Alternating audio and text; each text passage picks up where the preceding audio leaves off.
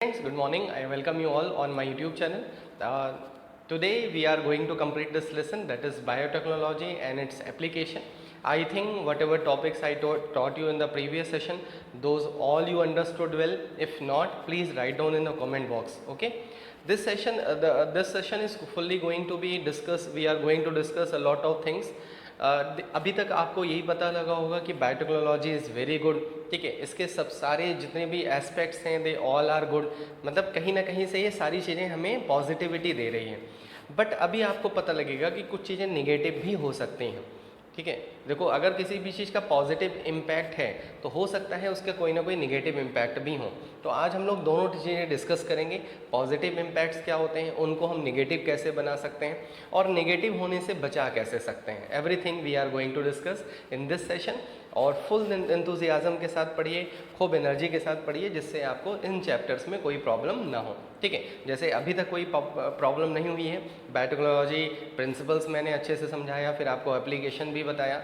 Application में previous topic में we discuss the animal, transgenic animal क्या होते हैं, उनको डेवलप करने का क्या ऑब्जेक्टिव होता है। मैंने आपको बताया था कि रोजी काऊ, अल्फा 1 एंटीट्रिप्सिन, ये सब 1 मार्क में बहुत इंपॉर्टेंट है, बहुत पूछे जाते हैं। किस एनिमल का यूज़ किया गया था to test the vaccine of the polio, तो वहाँ पे आपको माइस लिखना होगा। ये सब 1 मार्क के क्वेश्चंस हैं जो प्रीवियस टॉपिक से काफ़ी इंपॉर्टेंट हैं। बाकी लॉन्ग क्वेश्चन में आपसे पूछ लेगा कि what are the objective to develop the transgenic animal, transgenic animals को डेवलप करने का ऑब्जेक्टिव क्या है, ठीक है। तो इस तरह से आगे बढ़ते हैं और देखते हैं कि आज का टॉपिक क्या क्या है। देखो, सबसे पहले जो पॉइंट है वो that we are going to discuss, that is ethical issue, ठीक है। अब देखो, एथिकल इश्यूज़ क्या होते हैं, देखो एथिक्स क्या होते हैं। सबसे पहले समझो एथिक्स क्या होते हैं। एथिक्स मतलब कुछ लॉ। आपने कोई भी, जैसे हमारे सोसाइटी में बहुत सारी चीज़ें होती हैं, तो उसको एक्ट करने के लिए हमने बहुत सारे लॉ बनाए हैं। जैसे ट्रैफिक के लिए हमने लॉ बनाए हैं, रूल्स बनाए हैं। उसी के अकॉर्डिंग आपको चलना है कि आपको जब भी इंडिया में चलना है तो लेफ़्ट हैंड पे तरफ चलना है, ठीक है। उससे क्या होगा कि उससे एक्सीडेंट कम होंगे, एक यूनिफॉर्मिटी आएगी। तो कोई भी चीज़ कर रहे हैं तो उसके पीछे लॉ ज़रूर है। अभी कोरोना से लड़ना था तो हमने बहुत सारे लॉ बनाए थे, रूल्स बनाए थे, ठीक है। तो वो हमारे क्या हो जाते हैं, एथिक्स हो जाते हैं। तो बहुत सारे रूल ऑफ कंडक्ट हो जाते हैं जिनको हम एक्ट करवाते हैं, जिनको इम्प्लीमेंट करते हैं, जिससे चीज़ें स्मूथ चलें। तो ethics include rules of conduct by which a community regulates it's behaviour, ठीक है। जैसे हमने कुछ लॉ बना दिए, उसके हेल्प से क्या बनेगा कि जो कम्युनिटी है वो अपने बिहेवियर को कंट्रोल करेगी। हमने बताया कि आपको गंदगी नहीं फैलानी है, ठीक है, आपको अपने एरिया को क्लीन रखना है। तो ये हमने एक लॉ बनाया, मतलब इसमें हमने कुछ स्ट्रिंजेंट भी चीज़ें डाली कि अगर आप ये ऐसा करोगे तो आपके ऊपर पेनल्टी पड़ेगी, वॉटेवर, ठीक है। तो उससे क्या हुआ, उनके बिहेवियर में क्या आएगा, चेंज आएगा।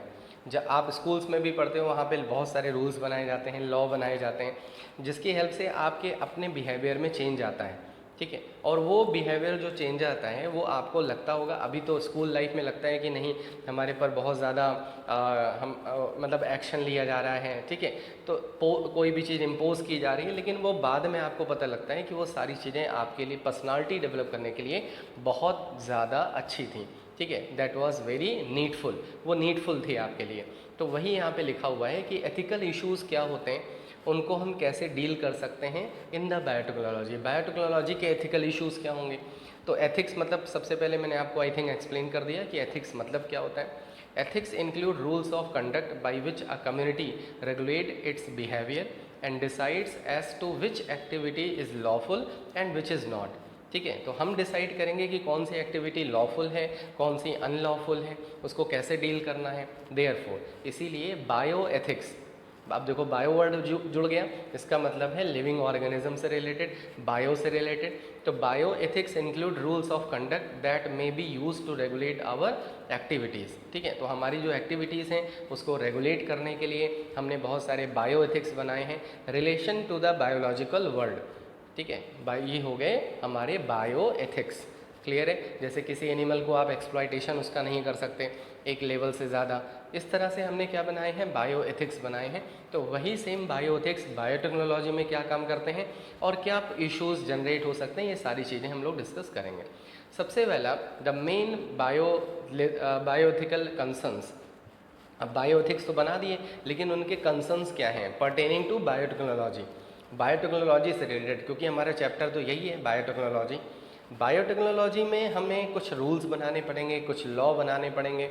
आपको आपके ना कोई कंसर्न्स होंगे, तभी तो आपने लॉ बनाया, ठीक है, कि ये चीज़ें नहीं होनी चाहिए, ये चीज़ें होनी चाहिए। तो ये आपने क्या किया, एक रूल डिसाइड कर लिया कि ये सारी चीज़ें आपको इसी के अकॉर्डिंग करनी है। जैसे सबसे पहला इंट्रोडक्शन ऑफ अ ट्रांसजीन। आपको पता है ट्रांसजीन मतलब कोई भी जीन जो आप ट्रांसफ़र करते हो।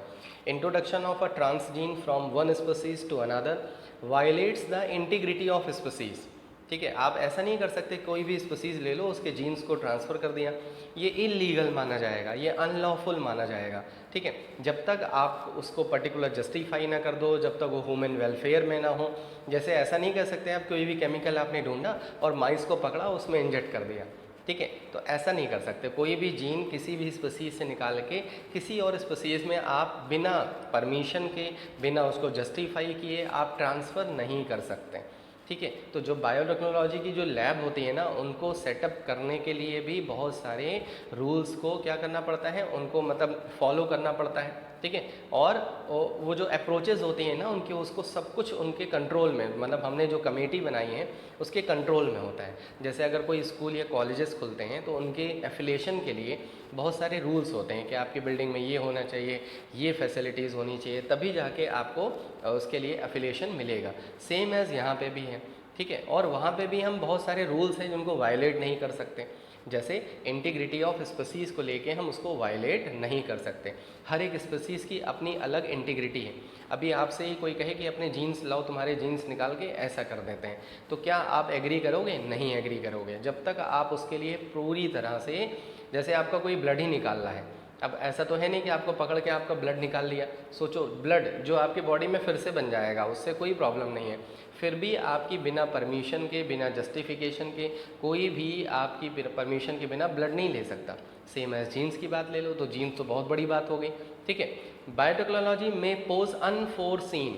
ठीक है, बहुत सारे ऐसे रिस्क होते हैं जिसको हम देख नहीं पा रहे हैं और बाद में वो हो सकते हैं टू द एनवायरनमेंट। जैसे आपने कोई जीन्स का एक्सप्लॉइटेशन करके कोई ऑर्गेनिज्म, कोई प्लांट, कोई इंसेक्ट को इंट्रोड्यूस कर दिया, RDNA मतलब उसको रिकॉम्बिनेंट बना के, हो सकता है उसका बहुत ज़्यादा हार्मफुल इफेक्ट हो एनवायरनमेंट पे, लेकिन आप उसको जान नहीं पा रहे हो। आगे जाके ऐसा होगा। जैसे वैक्सीन के लिए देखो इतने ट्रायल क्यों किए जा रहे हैं, अभी इतने ट्रायल, इतने ज़्यादा लॉ ना होते तो क्या होता। अब तक कंपनी अपना जो इकोनॉमिक वैल्यू है उसको बढ़ाने के लिए, इकोनॉमिकल कंडीशन बढ़ाने के लिए अब तक क्या कर देती है, वैक्सीन लॉन्च कर देती। बाद में क्या इम्पैक्ट पड़ता है इससे उनको मतलब नहीं है, उन्होंने वैक्सीन लॉन्च कर दी, बस लॉन्च कर दी। लेकिन नहीं, जब तक पूरी तरह से हम उसको वेरीफाई नहीं कर लेंगे, चेक नहीं कर लेंगे, टेस्टिंग नहीं कर लेंगे, तब तक वो अलाउ नहीं होगी। क्यों? क्योंकि उसका पता नहीं कौन सा रिस्क, मतलब कौन से इफ़ेक्ट आ सकते हैं। तो वही यहाँ पे भी है, इंक्लूडिंग रिस्क टू बायोडाइवर्सिटी। जैसे आपने कोई रिकॉम्बिनेंट या ट्रांसजेनिक एनिमल बनाया या प्लांट बनाया, उसको आपने अपने एनवायरनमेंट में इंट्रोड्यूस कर दिया, हो गया क्या कि उस प्लांट से तो और भी ऑर्गेनिज्म ब्रीडिंग करेंगे ना, तो उसके अंदर भी वो जीन ट्रांसफ़र होगा। अगर वो जीन इस तरह से, उसके अंदर फीचर्स हैं, उसके ऐसे कैरेक्टरिस्टिक हैं कि वो कुछ ना कुछ ऐसे इफ़ेक्ट ला सकता है, तो वो जीन तो ट्रांसफ़र हो जाएगा एनवायरनमेंट में, और वो बायोडाइवर्सिटी लॉस भी कर सकता है, बहुत सारे हार्मफुल इफ़ेक्ट ला सकता है। बात क्लियर हो गई होगी। Thus it could disturb the existing ecological balance. तो हमने जो इकोलॉजिकल बैलेंस जो हमें डिस्टर्ब नहीं करना है किसी भी कंडीशन में, वो उसको डिस्टर्ब कर सकता है। बात समझ में आ गई? ठीक है, चलो नेक्स्ट आ जाओ। Transfer of human gene into animals, या एनिमल के जीन ह्यूमन में। ठीक है, आपने एक क्रिस 3 मूवी देखी थी ना, उसमें वो जो काक्स, कुछ ऐसे कार्ल मार्क्स नाम था उसका, तो वो क्या करता था कि एनिमल के जीन को निकाल के ह्यूमन में इंट्रोड्यूस करता था, तो वो जो ह्यूमन थे वो एनिमल की तरह बिहेव करते थे। ठीक है, तो वो तो हमारे लिए मूवी थी, फ्रिक्शन मूवी थी, ठीक है, फिक्शन मूवी थी, तो उसमें हमने तो इतना उसको रियलिस्टिक नहीं लेके चलते, लेकिन कुछ लेवल तक ये सारी चीज़ें पॉसिबल हैं। तो हम क्या कर सकते हैं, एनिमल के जीन को ह्यूमन में और ह्यूमन के जीन को एनिमल में ट्रांसफ़र कर सकते हैं। लेकिन इससे क्या होगा, जो ह्यूमननेस की कॉन्सेप्ट है कि जो ह्यूमननेस का अपना अलग फीचर है, अपने अलग करेक्टरिस्टिक हैं, उसको ये डाइल्यूट कर देगा। तो ऐसा भी करना लीगल नहीं है जब तक आप उसको जस्टिफाई ना करो। Use of animals cause great suffering to them. अगर आप बहुत ज़्यादा एक ज़्यादा लेवल पे एनिमल्स का यूज़ करते हो बायोटेक्नोलॉजी पर्पज़ के लिए, उनको ट्रांसजेनिक बनाते हो, तो ये भी तो एक ख़राब बात है ना। आपने कोई भी चीज़ का एक लेवल से ज़्यादा यूज़ करना, ठीक है, scientist can not rule out the possibility of other biological damage. अब ये नहीं कि उन्होंने कोई रिसर्च करने के चक्कर में पूरा बायोलॉजिकल जो हमारा बैलेंस है, ठीक है, जो बायोलॉजिकल चीज़ें हैं उनको डैमेज कर दें। तो ये भी एक बहुत बड़ा पॉइंट है कि हमें सारी चीज़ें कंसर्न करनी है। ये हमारी कंसर्न्स की ये सारे पॉइंट्स हैं, इनको देखते हुए हमें बहुत सारे लॉ बनाने पड़ेंगे, कमेटी बनानी पड़ेगी जो इन सारी चीज़ों पे अपनी आई को क्या करेगी, वॉच डॉग की तरह होगी। आपको पता है वॉच डॉग इंग्लिश न्यूज़पेपर में वर्ड बहुत यूज़ होता है। वॉच डॉग मतलब जो ये सारी चीज़ों को ऑब्जर्व करता रहता है, कहीं ऐसी कोई गलत चीज़ें तो नहीं हो रही हैं, ठीक है, उनको बोलते हैं वॉच डॉग। जैसे FATF जो आजकल पाकिस्तान को ग्रे लिस्ट में करके रखा है और वो देख रहा है कि ये इम्प्रूवमेंट नहीं कर रहा है और उसको बार बार वार्निंग दिए पड़ा है कि आप इम्प्रूव कर लो, नहीं तो आपको मैं ब्लैक लिस्ट में डाल दूंगा। जैसे नॉर्थ कोरिया को डाला जा चुका है, ईरान को डाला जा चुका है। समझ में आया? ऐसे ही बायोटेक्नोलॉजी की जो लैब होती हैं उन पे भी वॉच डॉग बैठाए जाते हैं जो उनको ऑब्जर्व करते रहते हैं। It can accidentally create new infectious agent. पता लगा हम जा रहे थे कुछ और करने और एक इन्फेक्शियस एजेंट हमने बना दिया, तो ये तो बड़ा हार्मफुल हो जाएगा। समझ में आया? तो इस तरह से हमें क्या बनाने की ज़रूरत है, एथिकल इश्यूज़ को कंसर्न, बहुत सारे कंसर्न्स हैं उनको देखते हुए हमें कुछ लॉ बनाने की ज़रूरत है। उसी लॉ के अंडर में बायोटेक्नोलॉजी को हम अप्लाई कर सकते हैं, उसका एक्सप्लॉयटेशन यूज़ कर सकते हैं। When animals are use for the production of pharmaceutical protein, आपने अभी देखा प्रीवियस टॉपिक में कि हम बहुत सारे एनिमल्स का यूज़ करते हैं। They are virtually reduce to the status of a factory. अगर हम देखें तो एक तो वो फैक्ट्री की तरह हो गए, तो हम किसी लिविंग ऑर्गेनिज्म को ऐसा नहीं यूज़ कर सकते कि उसको फैक्ट्री बना दें किसी चीज़ की। समझ में आए? ठीक है। It is disrespectful to living beings and exploits them for benefit of human being. तो इसका मतलब ये नहीं कि हम ह्यूमन बींग के बेनिफिट के लिए किसी भी एनिमल को एक्सप्लॉइटेशन स्टार्ट कर दें, ठीक है, जब तक बहुत ज़्यादा ज़रूरी ना हो जाए कि हाँ अब जो है ह्यूमन की पॉपुलेशन पे इफेक्ट आ जाएगा या ऐसी चीज़ें हो जाएंगी, तब तक हम उसको अवॉइड करना चाहिए, ठीक है। और करें भी तो बहुत ज़्यादा उनको ध्यान रखें, उनकी इंटीग्रिटी को ध्यान रखते हुए, तब हम उनका यूज़ कर सकते हैं। तो आई थिंक ये बहुत थ्योरेटिकल पॉइंट है, लेकिन आपको समझ में आ गया होगा। मैंने कई सारे एग्जांपल लेके आपको बताए, ठीक है। अब जब आप कोई भी मूवी इस तरह की देखोगे तो उसको अपने इस बायोटेक्नोलॉजी चैप्टर से कनेक्ट जरूर करना, ठीक है। कंफर्म है आपको बड़ा मज़ा आएगी, बहुत इन्जॉय करोगे। चलो नेक्स्ट टॉपिक पे आ जाओ। अब हुआ क्या कि बहुत सारे एथिकल इश्यूज़ हैं, सोशल इश्यूज़ भी होते हैं। आपके बुक में ELSI लिखा होगा, एथिकल, लीगल, सोशल, ठीक है। होता क्या है कि जो मल्टीनेशनल कंपनीज़ होती हैं ना, ठीक है, जो इंटरनेशनल कंपनीज़ होती हैं या डेवलप्ड कंट्रीज़ होती हैं, वो डेवलपिंग कंट्रीज़ पे देखती रहते हैं, क्योंकि डेवलपिंग कंट्रीज़ में बायो रिसोर्सेज ज़्यादा होते हैं। जैसे इंडिया के पास अगर देखें तो बायोडाइवर्सिटी भी ज़्यादा है, बायो रिसोर्सेज भी ज़्यादा हैं। बिना हमारी परमिशन के, बिना किसी ऑथेंटिकेशन के अगर उन्होंने किसी प्लांट को ले लिया, किसी इंसेक्ट को भी ले लिया, किसी एनिमल को भी ले लिया, तो ये लॉफुल नहीं है, ठीक है। या किसी वैरायटी को ले लिया, इंडिया में कोई वैरायटी है, उस वैरायटी को ले लिया, उस वैरायटी से कोई और वैरायटी को क्रॉस कराने के बाद क्या किया कि ये नई वैरायटी डेवलप कर ली और उसको अपने नाम पे पेटेंट करा लिया। फिर से समझो, जैसे पार्ले जी फैक्ट्री है, पार्ले जी जैसे बिस्किट है, अब पार्ले जी कंपनी है, उसने पार्ले जी कंपनी है, वो बना रही है। मुझे नहीं पता कि पार्ले जी कंपनी कौन सी है, पार्ले जी आई थिंक एक अलग सेपरेट कंपनी है ना। अब जैसे मान लो मुझे बिस्किट की फैक्ट्री डालनी है, तो मैंने क्या किया, पार्ले जी के फॉर्मूला लेके उसमें कुछ और मिला के और मैंने बोला कि ये हमारी नई ब्रांड है, मतलब ये नया इनोवेशन है। तो इनोवेशन कहाँ है? वो तो फॉर्मूला पार्ले जी पहले से यूज़ कर रही है और हमने उसको अपने नाम पे पेटेंट करा लिया, ठीक है। अब हम ही उसको बेच सकते हैं, वो नहीं बेच सकते, तो ये तो गलत बात हो गई, ठीक है। क्योंकि वो वैरायटी, वो पर्टिकुलर जो वैरायटी है, मतलब जो इनोवेशन है, वो तो इनका है। तो हमने उसको क्या किया, अनलॉफुल तरीके से उसको अपने अंडर में यूज़ कर लिया और उसको अपने नाम पे क्या करा लिया, पेटेंट करा लिया, ठीक है। पेटेंट समझ रहे होगे ना, पेटेंट मतलब उसको रजिस्ट्रेशन उसका करा लिया अपने ही नाम पे। अब हम ही उसको सेल कर सकते हैं, कोई और सेल नहीं कर सकता। समझ में, ठीक है। तो हमें इसको भी डील करना है, कहीं ऐसा तो कुछ नहीं हो रहा है। जैसे एक केस आया बासमती राइस का, there is a growing public anger that certain companies are being granted patents for product and technologies that make use of the genetic materials. जैसे अभी आपने USA और चाइना के बीच में बहुत ज़्यादा डिस्प्यूट चल रहा है, कॉन्ट्राडिक्शन चल रहा है। आपने सुना होगा कि वो कह रहे हैं कि ये हमारे डेटा को चुरा ले जाएंगे। जैसे कहीं पे वैक्सीन बन रही है, अगर उस वैक्सीन के डेटा को कोई चुरा ले तो वो खुद जाके वैक्सीन बना दे। अब पता लगा वो बेचारा मेहनत कर रहा है वो कंपनी, और उसके सारे फार्मूलाज को वो उन्होंने क्या किया, साइफोन कर लिया, चुरा लिया और ले जाके क्या किया, उसको अपने नाम पे पेटेंट करा लिया। तो बेचारी वो तो कंपनी गई, ठीक है, जिसने इतनी मेहनत की उसका फार्मूला को उन्होंने यूज़ कर लिया। तो दिस इज़ नॉट गुड, ये अच्छा नहीं है, ठीक है। तो कोई भी प्रोडक्ट है, कोई भी टेक्नोलॉजी है, कोई भी जेनेटिक मटेरियल है, अगर उसको यूज़ कर ले रहा है, प्लांट्स हैं, अदर बायोलॉजिकल रिसोर्सेज हैं that have long been identified, developed and used by the farmer, पता लगा उसको फार्मर बेचारा यूज़ कर रहा है, ठीक है, इंडिजीनियस पीपल हैं, मतलब जो लोकल पीपल हैं वो उसको यूज़ कर रहे हैं, और उसको ले जाके हम अपना नाम दे के पेटेंट करा लें, तो इससे तो पब्लिक एंगर कन्फर्म है डेवलप होगा। आप ही के साथ हो सकता है। आपने पता लगा साइंस का कोई प्रोजेक्ट बनाया इनोवेटिव, ठीक है, अब पता लगा ये प्रोजेक्ट और किसी ने नहीं बनाया। अब कोई आपका जो एनिमी है, मतलब जो आपका कह सकते हैं फ्रेनेमी, ठीक है, फ्रेनेमी वर्ड भी यूज़ कर सकते हैं। फ्रेनेमी ने क्या किया कि आपके प्रोजेक्ट को देख लिया और वैसे ही प्रोजेक्ट ले जाके बना लिया और उसको अपने नाम पे रजिस्ट्रेशन करा लिया स्कूल में ले जाके। अब जब आप दूसरे दिन अपना प्रोजेक्ट लेके पहुँचे तो वो तो टीचर कहेंगे अरे ये तो प्रोजेक्ट पहले से ही रजिस्ट्रेशन है इसका। अब सोचो आपका एंगर किस लेवल पे जाएगा कि बताओ मेरी इतनी मेहनत है, इसको किसी ने अपने नाम पे क्या करा लिया, रजिस्टर करा लिया, ठीक है। तो सेम एज यहाँ पे भी हो सकता है। तो इसीलिए बायो पेटेंट जो होते हैं उनको भी डील करना ज़रूरी है। हमें ये देखना ज़रूरी है कि कोई भी मल्टीनेशनल कंपनी है, डेवलप्ड कंट्री है, जिस भी प्रोडक्ट को वो पेटेंट कराने जा रही है, कहीं वो प्रोडक्ट किसी फार्मर के थ्रू तो नहीं आ रहा है, कोई फार्मर ने डेवलप किया हो, इंडिजिनस पीपल ने डेवलप किया हो। ये सारी चीज़ें हमें देखने की ज़रूरत है, कंसर्न करने की ज़रूरत है। आपके बुक में बासमती राइस का एग्जाम्पल दिया है, आप उसको पढ़ना, मैं एक्सप्लेन कर दे रहा हूँ।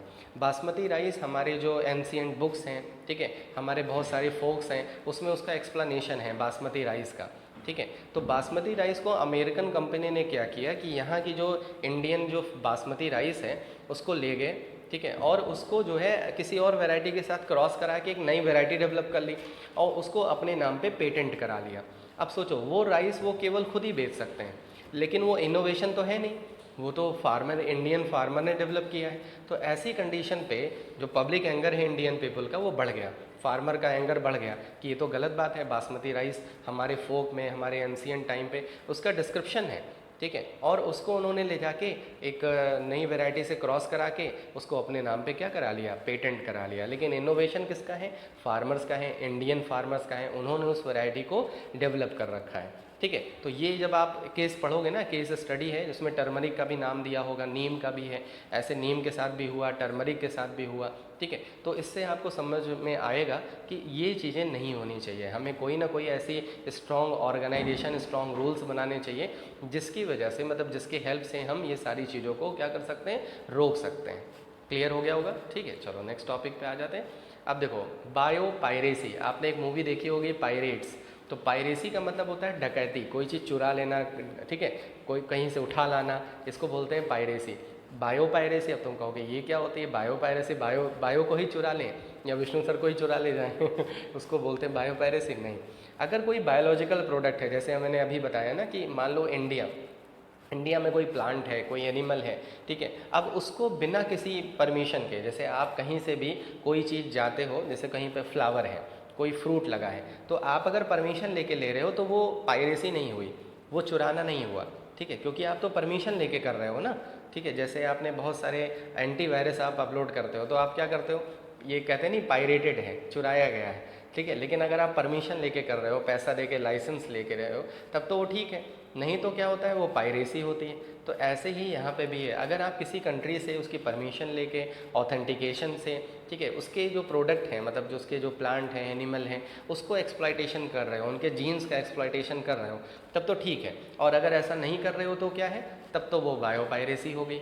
आगे बात समझ में, it is exploitation of bio resources of a country by organisations and multinationals for commercial exploitation with और विदाउट पेटेंट, ठीक है। अभी उन्होंने जो प्रोडक्ट वहाँ से ला रहे हैं वो वहाँ पे पेटेंट है ही नहीं, तो वो लाके अपने नाम पे पेटेंट करा सकते हैं विद और without patent, but without any access and benefit sharing agreement. उन्होंने कोई भी एग्रीमेंट नहीं किया उस पर्टिकुलर कंट्री के साथ, रिसोर्स कंट्री के साथ, ठीक है, ना कोई एक्सेस उन पे किया, ना कोई उसके बेनिफिट शेयरिंग की कि इसका जो बेनिफिट होगा हम आपस में शेयर करेंगे। ठीक है, जैसे आपको पता है जो कौन सी जेनिक नाम से कोई वो है ना वैक्सीन, ठीक है, तो वो वैक्सीन यहाँ पे क्या हो रही है, जेनटेरा ऐसे कुछ नाम है, जेड से है, ठीक है, मुझे नाम बताना कमेंट बॉक्स में। तो वो वैक्सीन वहाँ पे उसका रिसर्च हुई, तो इंडियन कंपनी के साथ जो सीरोलॉजिकल इंस्टीट्यूट ऑफ इंडिया है उससे उन्होंने टाई अप किया है, तो वो वैक्सीन यहाँ पे बनाएंगे वो। अब इसका मतलब ये नहीं कि वो दोनों एक दूसरे से जो बेनिफिट्स है वो शेयर नहीं करेंगे, शेयर करेंगे ना। अब यहीं पे जो सीरोलॉजिकल है वो बिना उनको बताए, ठीक है, उनकी जो फार्मूला है वो लाके एक्सप्लॉइटेशन उसका करती, तो इसको हम क्या बुला सकते थे, बायो पायरेसी बुला सकते थे। ठीक है, तो access and benefit sharing ABA जिसको बोलते हैं, इसके बिना अगर कोई भी इस तरह से एक्सप्लॉइटेशन कर रहा है तो वो बायो पायरेसी में आ जाएगा। इसीलिए इंडियन पार्लियामेंट में recently clear the second amendment, first amendment पहले से हो चुका था जो एथिकल इश्यूज़ को डील करता था। सेकेंड अमेंडमेंट हुआ इंडियन पेटेंट बिल में, कि पेटेंट जो बिल होता है उसमें अमेंडमेंट हुआ that takes such issues into consideration. अगर कोई भी ऐसा करता है तो उसको ये कंसीडर करते हैं, ठीक है, और देखते हैं कि वो एक्चुअल में कहाँ से कौन उसका मेन जो रूट है वो कहाँ पे है, मेन जो उसका हम कह सकते हैं ओनर है, जो उसका डेवलपर है वो कहाँ पे है, उसको हम पेटेंट कराएंगे और दूसरे को ऐसा परमिशन नहीं देंगे। ठीक है, तो including patent terms, emergency provisions and research development initiative, ये सारी चीज़ों को हम यहाँ पे शेयर करेंगे और इसको देखेंगे। क्लियर है? ठीक है, अब नेक्स्ट आ जाओ बायो पेटेंट। पेटेंट मतलब समझ गए, ठीक है, रजिस्ट्रेशन कराना, उसको ऑफिशियल जो है रजिस्टर्ड करना। और बायो मतलब किसी बायोलॉजिकल प्रोडक्ट को या रिसोर्सेज को। तो it is an official licence to use a particular biological material for commercial exploitation. जैसे अभी हम लोग ने पढ़ा था इंसुलिन, तो इंसुलिन को चलो ठीक है एलाई लिली कंपनी ने बनाया और उसको अपने नाम पे क्या किया, पेटेंट कराया। तो जब कोई भी फार्मूला कोई भी यूज़ करे कोई मतलब नहीं, लेकिन एलाई लिली का नाम रहेगा, ठीक है, मतलब उसको शेयर मिलेगा। जैसे अगर किसी बुक को किसी ने लिख दिया, अब उसकी आप कॉपी नहीं कर सकते। ये नहीं पता लगा उसी बुक को आपने पेज वगैरह अलग कर दिया, कलरफुल बना दिया और अपने नाम पे प्रिंट करा दिया, नहीं, ये गलत है। आप ये कर सकते हो कि उस ऑथर के बुक को, ठीक है, उसमें कुछ चेंजेस लाके, ठीक है, लेकिन उसका बेनिफिट उसको मिलना चाहिए, क्योंकि जो मेन सोर्स है वो तो वही है ना। ठीक है, तो स्ट्रेन ऑफ इसमें क्या होता है, biological material for commercial exploitation like strain of micro organism अगर आप यूज़ कर रहे हैं, कोई सेल लाइन यूज़ कर रहे हैं, GM genetically modified plant animal का यूज़ कर रहे हैं, DNA सीक्वेंस हैं, protein encoded by DNA sequences हैं, बायोटेक्नोलॉजिकल प्रोसीजर है, कुछ भी ऐसा कर रहे हैं तो उसको रजिस्टर कराना ज़रूरी है, उसका लाइसेंस लेना ज़रूरी है। ठीक है, तो इस तरह से आप उसके लिए क्या हो जाओगे, बायो पेटेंट हो जाओगे। आगे बात समझ में? ठीक है, तो बायो पेटेंट क्लियर हो गया। अगर बायो पेटेंट नहीं है तो उसका कोई ना कोई एक्सप्लॉइटेशन जरूर कर लेगा। जैसे कोई रिसर्च कोई करता है तो जैसे उसको थोड़ा सा अचीवमेंट मिलती है तो उसको अपने नाम पे पेटेंट करा लेता है, जिससे उनका जो रिसर्च वर्क है कोई और यूज़ ना कर नहीं पाए, उनका जो फॉर्मूला है कोई और जो है चुरा ना पाए। ठीक है, क्लियर हो गया। तो बायो पेटेंट ये यहाँ तक आपके NCERT में है। नेक्स्ट जो टॉपिक है बायोवार। अब तुम कहोगे ये क्या होता है, बायोवार का मतलब क्या हो गया, बायोलॉजी के स्टूडेंट को लड़ा देना या बायोलॉजी के टीचर्स को आपस में लड़ा देना, जैसे आजकल न्यूज़ चैनल पे होता है डिबेट। ठीक है, तो वो नहीं है। बायोवार का मतलब है, अगर वैसे कहीं पे ये बातें लीक मत करना, जैसे अगर हम कोरोना को देखें, ठीक है, और हम बार बार न्यूज़ में देखते हैं, बार बार हमें ये जानने को मिलता है कि जो मेन कोरोना का जो सेंटर है वो क्या है, चाइना है। C से चाइना, C से कोरोना, ठीक है, वो वहीं से आई है। तो अगर मान लो कोरोना वायरस किसने डेवलप किया हो, चाइना ने, मान लो, ठीक है, और उसने सारी कंट्री पे फैला दिया हो, तो ये एक तरह का क्या है, बायोवार है, क्योंकि ये किया जा सकता है और ये सबसे डेंजरस वॉर है, सबसे डेंजरस वेपन्स हैं। ठीक है, एक होता है वेपन से, बंदूक से, मिसाइल से, इनसे वॉर होता है, न्यूक्लियर वेपन से, लेकिन ये जो वेपन्स हैं ना, ये सबसे ड्रेडफुल कंडीशन जनरेट कर सकते हैं। ठीक है, कैसे, जैसे आप कोई बैक्टीरिया और वायरस को लेके उसको मैनिपुलेट कर दो, उसको और ज़्यादा डेंजरस बना दो और उसको किसी कंट्री पे छोड़ दो, तो होगा क्या, पूरी कंट्री में फैल जाएगा, उसकी वैक्सीन होगी नहीं। आपने कई सारी मूवीज़ ऐसे देखी हैं कि ऐसा लोग करते हैं, वायरसेस को छोड़ते हैं, और किस 3 में भी ऐसा था, एंटीडोट उसका कोई नहीं होता, एंटीडोट कहता है हम बाद में बनाएंगे और उसको बहुत हाई रेट पे बेचेंगे, तो ऋतिक रोशन आते हैं, उनके ब्लड से उनका मिलता है और वो एंटीडोट वहीं बन जाता है। ऐसा आपने देखा था क्रिस 3 मूवी में, ठीक है। तो क्रिस 3 मूवी में कुछ पार्ट एकदम बायोटेक्नोलॉजी वाले हैं, ठीक है। तो ऐसा हो सकता है, इसी को बोलते हैं बायोवार। कोई भी माइक्रो ऑर्गेनिज्म लेके उसको बायोटेक्नोलॉजिकली जेनेटिक इंजीनियरिंग से उसको मैनिपुलेट कर दें, ठीक है। मैनिपुलेट करने के बाद किसी कंट्री पे अटैक करवा दें, तो ये क्या है, बायोवार है, ठीक है। तो it is the use of highly infectious pathogen, their spores, toxin agents और biological weapons against human, crops, animal of enemy country, ठीक है। जो एनिमी कंट्री है वो ये ऐसा कर सकती है, क्लियर है, ठीक है। तो ये सबसे ड्रेडफुल, सबसे डेंजरस वॉर हो सकता है अगर इसकी तरफ कोई जा रहा है तो, ठीक है। तो ये हो गया, ये चैप्टर हम लोग का कंप्लीट हो गया, बायोटेक्नोलॉजी इन इट्स एप्लीकेशन।